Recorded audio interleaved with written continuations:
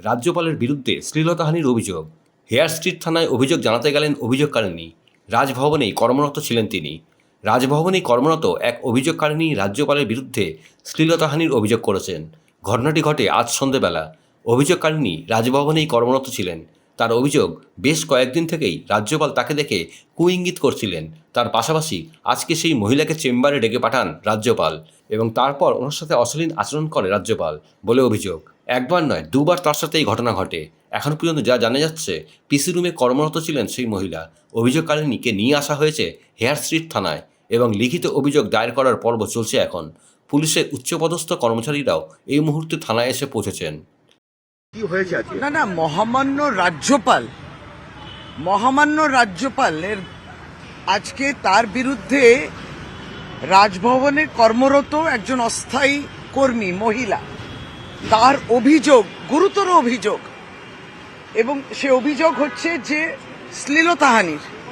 মহামান্য রাজ্যপাল, আর মহামান্য বলবো কিনা জানি না, এবং যিনি এত বড় বড় জ্ঞান দিতেন এবং সন্দেশখালি যেতেন এবং সমবেদনা জানাতেন, নারী অত্যাচার হওয়া উচিত, নারী শক্তিটা কি আর নারী সম্মানটা কি সমস্ত বলতেন, এবং ওয়ার রুম হওয়া উচিত, পিস রুম হওয়া উচিত, অভিযোগ শোনানোর জন্যে কত কি বলতেন।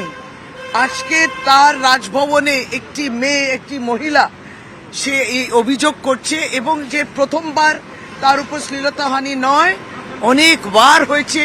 সে কোনো রকম সাহস জোগাড় করে আজকে কোনো রকমে হেড স্ট্রিট পুলিশ থানাতে অভিযোগ দিয়েছে। আপনি কি বলবেন? আমরা স্তম্ভিত, এবং আমরা বলি যে বিজেপির কেন্দ্র সরকার, তো তার মনোনীত তো গভর্নররা আসেন, বিভিন্ন রাজ্যপাল মনোনীত করেন তারা, এবং বিভিন্ন রাজ্যগুলোতে সে উদ্দেশ্য থাকে যে নির্বাচিত সরকারগুলোকে বিরক্ত করা, যেমন এখানে বিরক্ত করছিলেন পরপর রাজ্যপালগুলো। কিন্তু আপনি ভাবুন, আজকে রাত্রে মহামান্য প্রধানমন্ত্রীও আসবেন বাংলায়, যেটা কালকে মিটিং করার জন্য, কিন্তু আজকে রাজভবনে থাকবেন।